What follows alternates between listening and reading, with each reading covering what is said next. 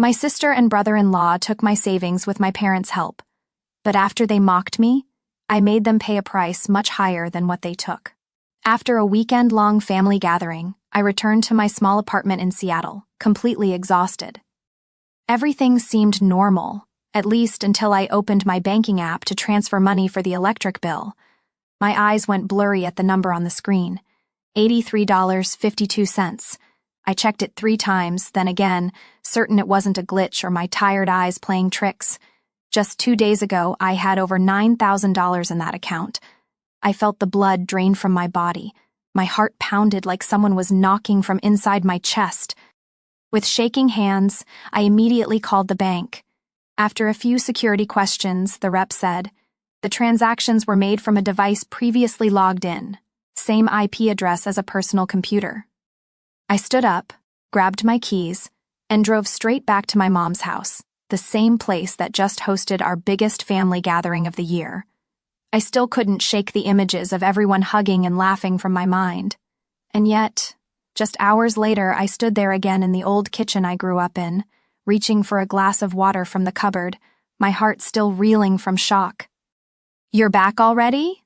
My sister Amanda's voice floated in from the living room, casual and carefree, like nothing had happened. She sat on the couch with her legs crossed, holding a glass of red wine, not the slightest hint of concern on her face. I just checked my account. I tried to keep my voice steady, but the tightness in my throat betrayed me. Nathan, my brother-in-law, walked out from the kitchen holding a soda can. He leaned against the fridge, looking half amused, half dismissive. "Oh, that." Nathan smirked. "We needed that money more than you did, Alyssa." It hit me like a slap across the face. I froze, stunned, unable to form a single word. Amanda chuckled softly, shrugging like I was overreacting. "Don't be so dramatic," she said. "You've got a good job. No debt, no kids, you live alone." I turned to my mom. She was sitting in the corner knitting, her expression as calm as ever. "Mom, did you know about this?" She sighed, not looking up. Her voice was gentle, like I'd just complained about the soup being too salty. "You're always so sensitive. You have more. What's wrong with helping a little?" I turned to my dad, who was glued to his phone. He mumbled without looking up. "Don't use harsh words, it's family business." I couldn't believe what I was hearing. "But how did you even get into my banking info?" Amanda shrugged. "I used Mom's computer and saw your account was still logged in. If you didn't log out," she said it like I was the one at fault, like what they did was perfectly justified. My hands clenched, nails digging into my palms. My heart was racing. Nathan shrugged like this was all no big deal. "It's not like we bought luxury stuff, rent, groceries, just to survive. Otherwise, we'd be starving." I looked at them. All of them.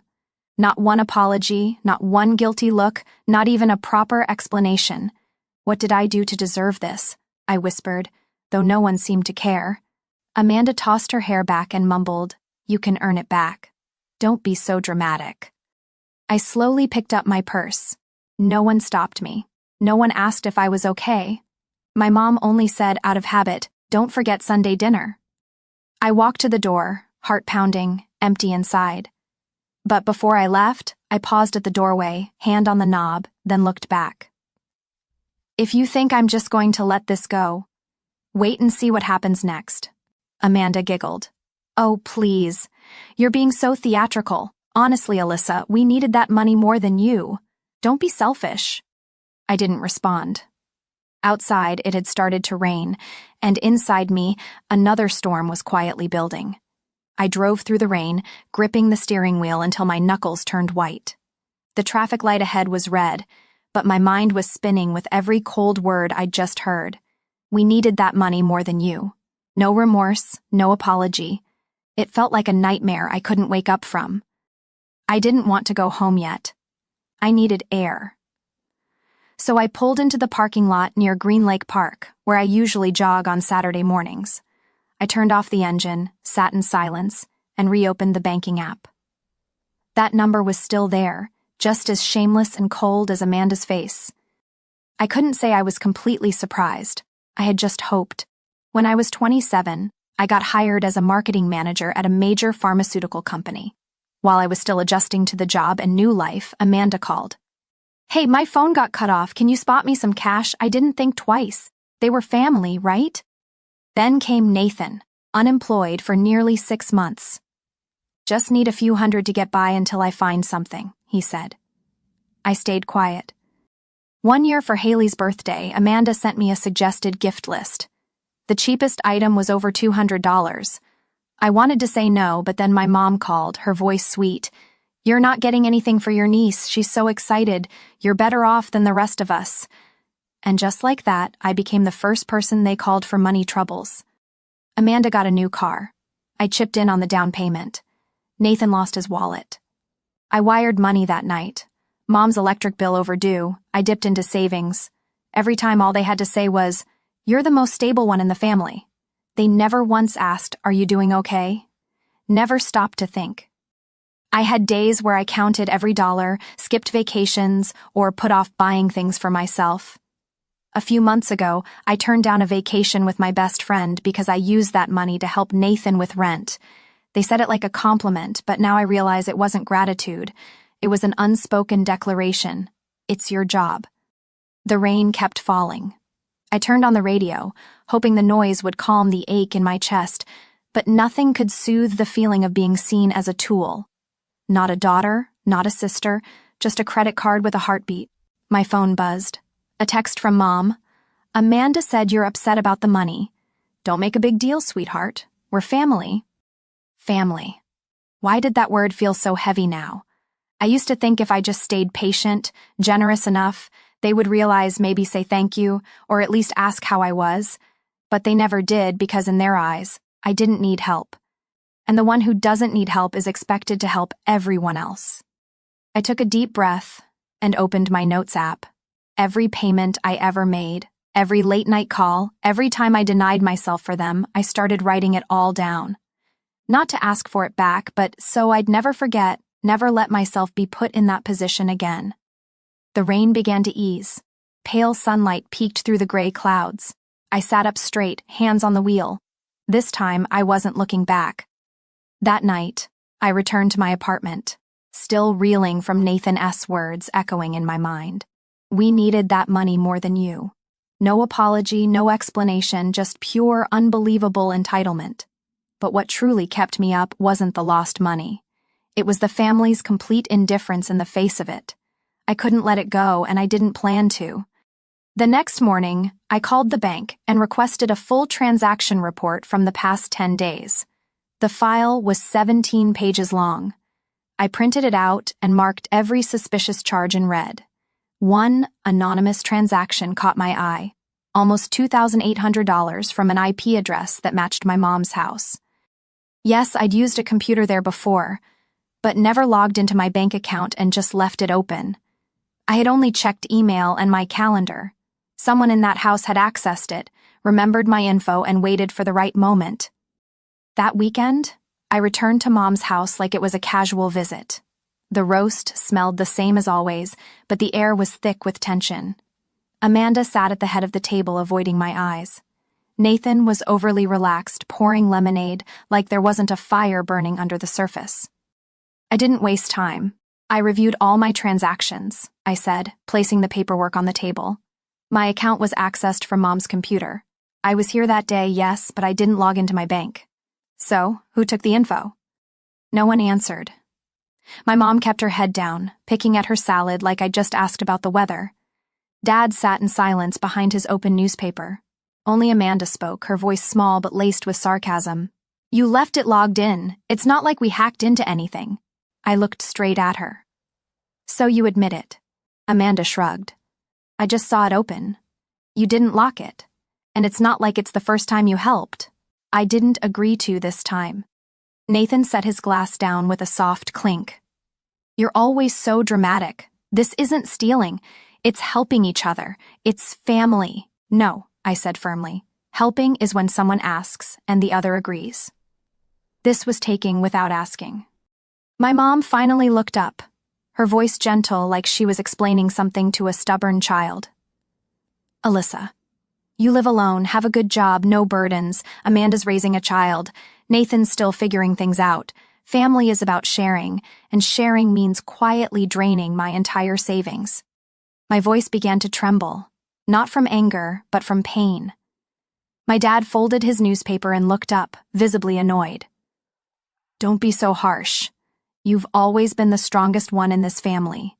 You know no one else could handle it, so everyone trusted you." Trusted me? I let out a dry laugh. Stealing personal information and emptying my account.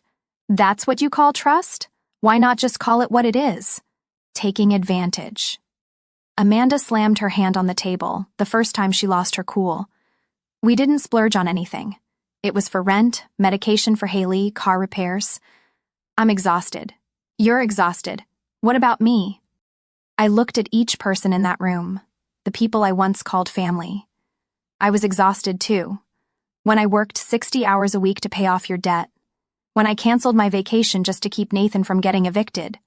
When I ate instant noodles for 3 weeks to help Mom pay the utility bill.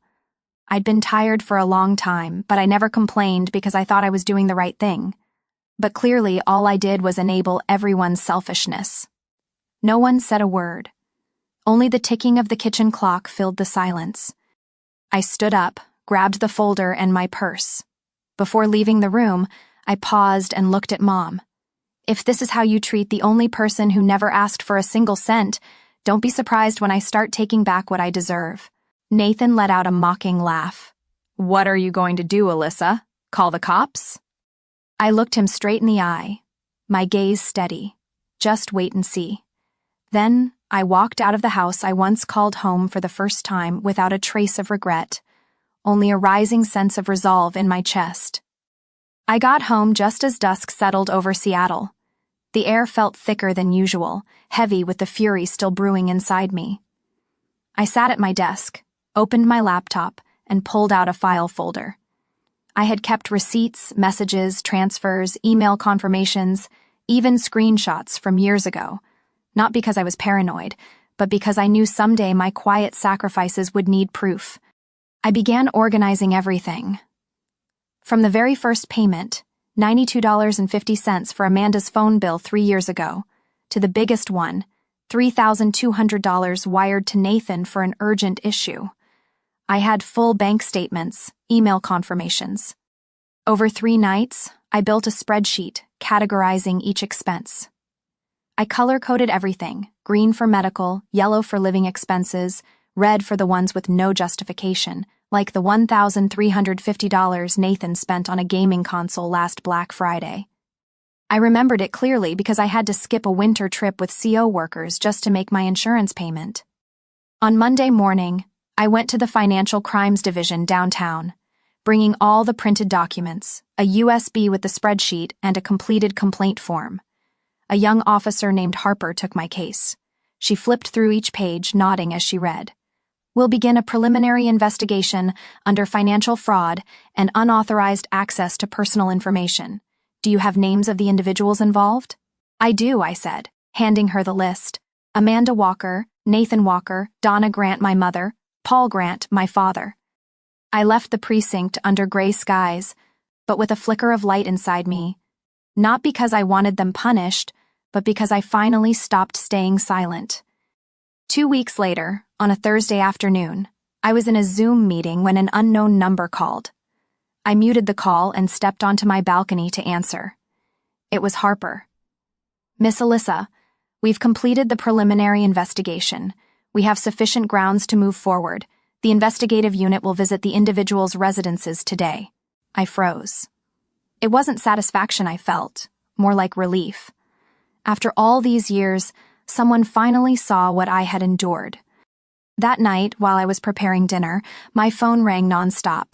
First Mom, then Amanda, then Nathan. I didn't pick up. The texts started pouring in after "Call your mother now." What are you doing, Alyssa? Did you really call the police? I didn't respond to any of them. An hour later, I got a text from an old neighbor. There are 3 people in jackets labeled Financial Crimes Unit outside Donna's house.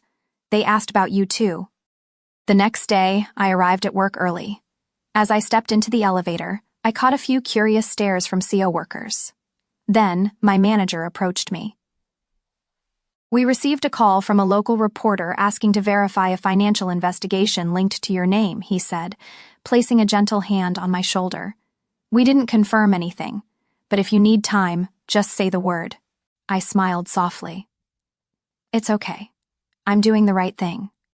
That evening, I sat by my window, watching the lights glow from the surrounding apartments. Amanda's words still echoed in my head. I swear this family only survives because of you. Yes, they survived because of me, but they never saw me as a person, just a wallet, a tool. And now that tool had said enough. I opened my journal and wrote one line. I am not the family bank. I am Alyssa. For the first time, I saw my name on a page not tied to a bill or a money transfer. Just my name, a person, and freedom finally within reach. The first message came that Monday morning as I was getting ready for work. My phone screen lit up with a familiar line, "Call me, Mom. I didn't open it." An hour later, as I poured coffee, her voicemail came through. Alyssa, this is going too far. I know there's been misunderstandings, but you don't have to take it this far. Can you please call me back? I set the mug down, a chill running through me. Her voice was the same, soft, gentle, as if by noon everything would be fine. Amanda sent a long text. My bank account is frozen. I can't pay Haley's tuition. I don't know what to do. You win. Okay, are you happy now? That last sentence made my skin crawl, as if this was a game I started, as if they were just unwilling players dragged into it. But I knew the truth. I wasn't trying to win. I was just done enduring. The next day, Harper called with an update. Alyssa, we've confirmed the amount withdrawn and misused. Amanda is now under investigation for unauthorized transfers. Nathan is implicated in withdrawing funds from an unapproved device, and your parents used part of the money for ineligible mortgage payments, which could be subject to recovery. Oh, I didn't know how to feel. Part of me hurt, not because of the consequences they now faced, but because they still didn't understand how it ever came to this. That night, Nathan called repeatedly. I blocked his number. Less than 10 minutes later, I got an email from an unfamiliar address. Alyssa, please. I've been suspended from work. They're investigating my accounts. I can't lose everything over one mistake. Can't you say something to help me? The arrogance, the mockery, the laughter from before, gone, replaced by thinly veiled panic. But I didn't flinch. Thursday morning, I got a message from my dad. He rarely reached out, so even one line made me pause. The bank sent a foreclosure warning. If we don't pay in 30 days, we lose the house. I read it over and over. No apology, no admission, just a cold statement and a faint hope that, like always, I would step in to fix it. I didn't reply. But that night, standing by my window watching the streetlights spill across the glass, I thought of all the times I skipped lunch to wire Mom money on time. The dates I canceled because Amanda called me in tears. I'd given not just my money but my peace. This time, I wasn't going back. That weekend, I drove toward the Edmonds shoreline, a place where Dad and I used to go fishing every summer when I was little. No one knew where I was. No one asked how I was doing. The same people who called me their lifeline now only reached out to salvage the damage they caused. Mid-afternoon, my phone lit up again. A message from Mom. Alyssa, I'm begging you. I know I was wrong, but if we lose the house, I don't know how I'll survive. Please don't abandon me. I stared at the screen for a long time. That message made my chest tighten, but not from guilt. From the realization that even now she was thinking about the house, not me. No one asked if I was okay. I set my phone down and stepped onto the sand, letting the ocean breeze blow away the heaviness in my chest. I knew I had entered the hardest part, the part where they'd call me cruel, ungrateful, even destructive, but also the part where I was no longer expected to carry what was never mine to hold. I looked out at the vast water. For the first time in years, I wasn't thinking about bills, money requests, or late-night calls. I was thinking about me and the peace I was finally starting to feel piece by piece. 3 weeks later, I filed for an extended leave of absence. Without telling anyone, I packed everything neatly into a rented car and left Seattle on a gloomy Wednesday morning, driving across the state like I was shedding the old skin of a woman smothered by unreasonable expectations. I arrived in Boulder, Colorado, a small town I had passed through years ago on a work trip. Back then, I only had a few hours to wander around the downtown area, sip coffee in a cozy cafe with soft jazz and warm yellow lights, but the calm I felt that day stuck with me. Now, it became the place I chose to begin again. I rented a small studio apartment overlooking the mountains, white walls, big windows catching the morning light. Within days, I bought a new desk, filled vases with fresh flowers, and for the first time in years, I didn't have to clear space for someone else's needs. I changed my number, told my company I'd be working remotely for an indefinite period, and strangely enough, once I stopped being drained by my family, my energy returned. I slept better, ate regularly, and when I sat at my desk, my mind felt clearer than ever. Just 2 weeks after settling in Boulder, my boss, Julian, called.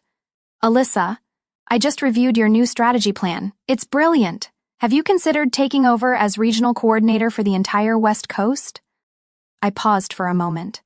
A year ago, if I had heard those words, I probably would have said no, because I still had to worry about Mom, about Amanda, about Nathan. But now I looked out the window where sunlight was sparkling through the pine trees and answered firmly, "I'm ready." Julian chuckled. "I knew you'd be the first person to come to mind. Congratulations, Alyssa." When the call ended, I made myself a cup of tea, curled up in a knit blanket on the balcony, and let the breeze run gently through my hair. I had done it. I had pulled myself out of that cycle, the cycle where I was always the one giving and no one ever asked, "Are you okay?" No more late-night messages. No more desperate calls like, "It's just a loan. I'll pay you back by the end of the month." No more checking my bank account every morning in quiet panic. Now, every message I received was from people who truly cared, CO workers, old friends, or a few new ones I'd met through yoga classes in Boulder. No one asked for money. They simply asked, "How are you feeling today?" or "Want to grab dinner tonight?" I hadn't just found freedom. I had found myself again. One afternoon, I went back to the coffee shop from years ago, sitting at the same table by the window. The shop owner still remembered me faintly. "You've been here before, haven't you? Weren't you the one who asked about the jazz track I was playing that day?" I laughed. "That was me, and now I live here." He pointed outside the window. "This place heals a lot of people." I nodded. There was nothing more that needed to be said. That night, I wrote in my journal. I spent my youth guarding a door for a family that never wanted to come in to see me, only to take what was inside. Now I've locked that door, and I'm keeping the key for myself. This new life wasn't loud. There were no cheers, but it was quiet. And to me, that was the most luxurious thing I had ever owned. I didn't know what the future held. I didn't know if Amanda might call one day, her voice trembling. But I knew one thing. I wasn't going back. Not because I didn't love them, but because I'd learned to love myself first. One crisp fall morning, as I watered the plants on my balcony, my phone pinged with a new email. I didn't look right away, but a few minutes later, sipping my tea, I opened my inbox and paused at an unfamiliar name. Melanie Carter. It took me a few seconds to place her. Melanie was Amanda's cousin-in-law, someone I had only seen briefly at a couple family gatherings, a quiet girl who always stayed in the background and never spoke up. I hadn't even known she had my email. The subject line read, "Thank you, Alyssa." Curious. I opened it. "You probably don't remember me well. I'm Melanie, Aunt Grace's daughter. Amanda once asked me to babysit Haley one summer, and you drove me home after Haley's birthday party. I stayed silent for years, thinking I didn't have the right to speak up. But after learning what you did, how you stood up, how you drew a line, I couldn't not send this message." I sat frozen. Every word she wrote felt like a drop falling into the still pond inside me. I was stuck in a similar cycle. My family always said I was luckier, so I had to give more. I worked 3 jobs at once, and still had to send money home for my mom, for my brother. And when I tried to say no, they called me ungrateful and selfish. But after hearing what you did, how you chose yourself, it felt like someone lit a path I didn't know existed. You helped me realize that saying no isn't cruel. It's self-protection. It's preserving the most precious thing, yourself. I sat there quietly, hands wrapped around a now cold cup of tea. Outside, the wind rustled golden maple leaves, sending a few tumbling gently to the ground. But inside me, something had quietly begun to bloom. It wasn't pride. It wasn't vindication. It was the feeling of being seen, of being understood. Melanie wasn't the first person to say something like this. A few weeks earlier, an old college friend had texted me after reading a few lines I shared on my personal blog. "I used to think you were just really strong, like you didn't need anyone. But now I get it. You were so strong that everyone assumed you'd be fine no matter what." I had read that line over and over again, because for years I never asked to be heard. I stayed quiet, held it all in, but no one had ever taught me that kindness doesn't mean letting people cross your boundaries. That night, I sat down at my desk, opened my laptop, and typed a reply to Melanie. I never imagined what I did would inspire someone like that. "Thank you for having the courage to share. I know that's not easy, but I want you to remember, you're not alone. You're not selfish. You're just learning to love yourself the right way, and there's nothing wrong with that." I hit send, and in that moment something became crystal clear. I used to think I had lost my family, but the truth was I was redefining it. From people who love without conditions, who give without expectation, and who respect others as full human beings. The next morning, when I pulled back the curtains, sunlight poured into the room like a gentle blessing. I took a deep breath, feeling nothing heavy on my chest anymore. I was no longer the old Alyssa, the girl who always stepped aside, who always stayed quiet for fear of upsetting others. Now I was Alyssa who knew how to say enough, who knew when to walk away when someone didn't value her. And the most beautiful part, I wasn't alone. Because out there somewhere, people like Melanie were finding the courage to step out of the shadows. And if my journey could light even a small part of their path, then every bit of pain I had endured was worth it. On Sunday afternoon, I strolled down the cobblestone path that led to the nearby park where the maple trees were changing leaf by leaf from green to gold to fiery red. A little girl rode her bike, hair flying in the wind, while her mother ran behind her, laughing and calling, "Slow down, sweetheart." I paused for a moment, holding a paper cup of coffee, watching them like a scene from a living painting. That image stirred something in me, something I had lost in recent years, a sense of lightness. I used to think I had to do everything to make my family proud. I worked tirelessly, saved every penny, gave up vacations, small dreams just to earn a good daughter label or a nod of approval from my mother. But they never stopped to ask, was I tired? Did I need someone to listen? They just needed me to be strong. And when I stopped, when I stood up and said no, they called me ungrateful. I used to fear that. I feared being seen as selfish, feared losing the blood ties I fought so hard to preserve. But now that the dust had settled, now that the midnight calls and circular blame had gone quiet, I realized something so simple it hurt. I didn't lose my family. I had just found myself. And that person, the Alyssa I am today, no longer lives to please anyone but herself. I started doing the little things I once put off. I learned how to cook risotto, my favorite dish that I never had time for. I bought a bright red dress, the kind I used to think was too much for the office. I signed up for a Saturday pottery class just because the feeling of clay in my hands made me feel alive. I reorganized my apartment, hung a giant abstract painting in the living room, not because it matched. One day, I received a postcard from Kelly, a former coworker who had moved to Italy.